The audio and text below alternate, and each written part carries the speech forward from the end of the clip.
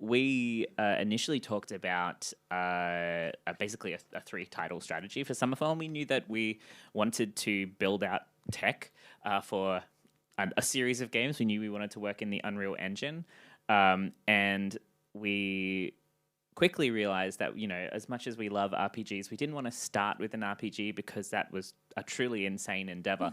And so we opted to sort of pick one system that we felt we were very, very familiar with and very good at, and that was dialogue. And so as we first sat down to talk about sort of our first game, we knew that it would be dialogue based.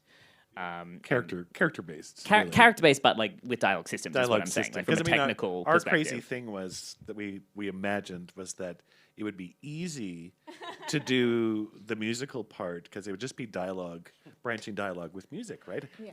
It's that easy. But what could be hard about both branching dialogue and music? That sounds really straightforward to me. Well, you just put the clips in and it just plays like dialogue. Like it's not that hard. And so from a technical perspective, it was born of that need to sort of fulfill a broader pipeline. But then we were trying to work out what the X factor of a dialogue game could be, because in this day and age, you can't just make a dialogue game and have it sell and have it be interesting. So we had a lot of discussions about what that could be. And those discussions, I think very early on, we were like, well, what about a musical? Yeah.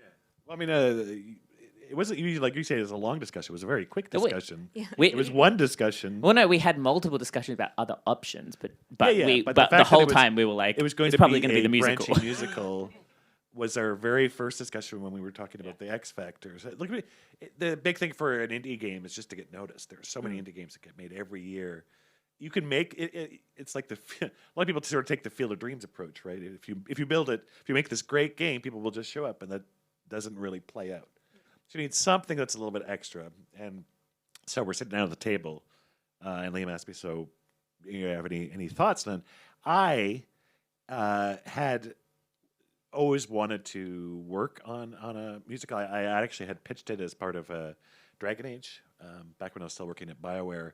We did for the third game, Dragon Age Inquisition, we did a long musical cutscene in it where I got to work with the composer, and I really enjoyed that. And I was like, I went to my bosses and I was like, what if we did one that was interactive, that took place like in the dream realm, and there'd be a demon of revelry or something, and would get everybody sort of singing. We did it that way, and they were kind of leery, but the rest of the team immediately got very excited. So they got quite alarmed, and they said, "Oh well, we'll consider it if the game sells like, I don't know, 10 million copies." And I'm like, well, that's essentially a no.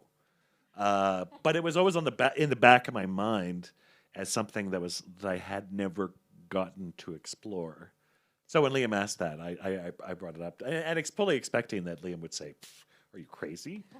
That's not viable or commercial." I said, "Well, what about an interactive musical?" And to my surprise, Liam was like, "Yes."